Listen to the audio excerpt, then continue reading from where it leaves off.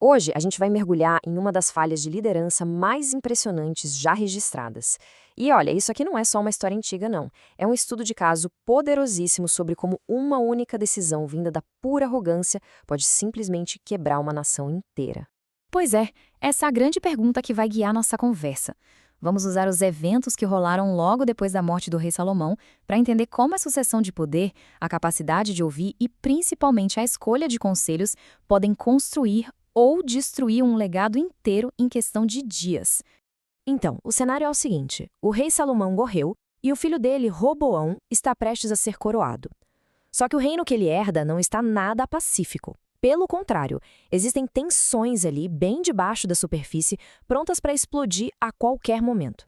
E essa tensão toda não demora nada para aparecer. O povo, liderado por um cara chamado Jeroboão, chega perto do novo rei não com uma ameaça, mas com uma oferta. Um pedido que, convenhamos, era bem razoável. Alivia o nosso fardo e a gente te dá a nossa lealdade. É quase uma proposta de parceria, sabe? O primeiro grande teste de liderança do Roboão. E aqui a gente tem um momento chave. Roboão não dá uma resposta de cabeça quente. Ele pede tempo. 3 dias. É tempo mais do que suficiente para pesar as opções, buscar um pouco de sabedoria e tomar a decisão que vai definir o seu reinado. A nação inteira, claro, fica esperando, segurando a respiração. Pois é, esses 3 dias acabam sendo o ponto de virada de toda essa história. Roboão se vê numa verdadeira encruzilhada, com 2 grupos de conselheiros dando visões de liderança que são o oposto uma da outra. A escolha que ele fizer aqui vai determinar o futuro de todo mundo.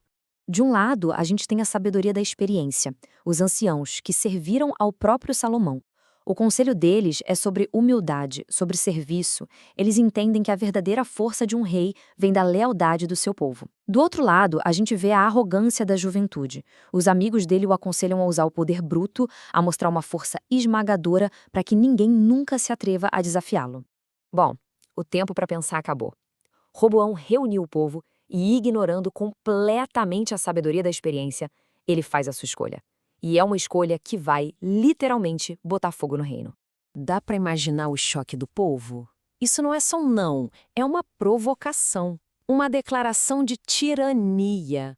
Ele não só rejeita o pedido do povo, como ainda promete que o sofrimento deles vai ser ainda maior sob o comando dele. Sério, não tinha como dar uma resposta pior.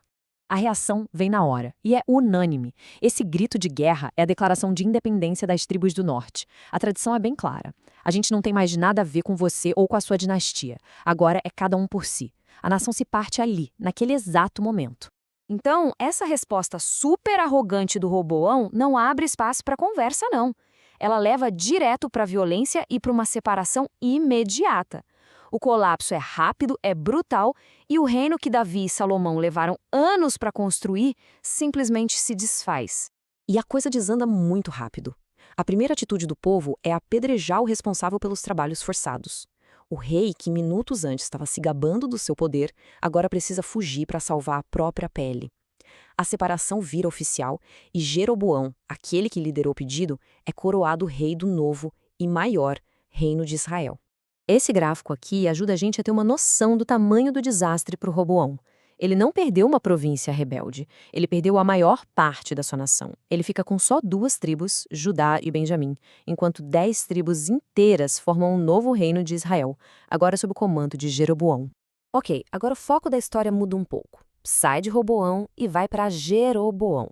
Ele conseguiu o poder que queria, mas agora tem o seu próprio desafio de liderança pela frente. E a gente vai ver que o medo pode ser um conselheiro tão ruim quanto a arrogância. Toda a lógica do Jeroboão, a partir daqui, é guiada por uma coisa só: medo. Ele sabe que o centro da vida religiosa do povo dele ainda é Jerusalém, que fica no território do seu rival. Ele fica apavorado que a lealdade espiritual, uma hora ou outra, vai virar lealdade política a Roboão. E para um rei numa posição frágil como a dele, essa lealdade dividida significa morte. A solução dele, então, é drástica: criar um novo sistema de adoração do zero para manter o poder. E essa solução drástica dele veio na forma de 2 bezerros de ouro. Então, o que ele faz? Ele coloca esses ídolos em Betel e Dan bem nas extremidades do seu reino, criando novos centros de adoração para o seu povo. A declaração dele é chocante. Aqui estão os seus deuses. Na tentativa de resolver um problema político com uma solução religiosa, ele acaba mergulhando seu novo reino numa crise espiritual que vai marcá-lo para sempre. E tudo isso nos traz a uma pergunta final, que fica no ar. Tanto Roboão quanto Jeroboão tomaram decisões desastrosas, um por arrogância, o outro por medo. Os dois estavam focados em consolidar o próprio poder, e no processo, os dois acabaram comprometendo os princípios mais básicos que sustentavam o seu povo. A história deles serve como um aviso, que vale até hoje, sobre a linha tênue que separa a liderança da tirania.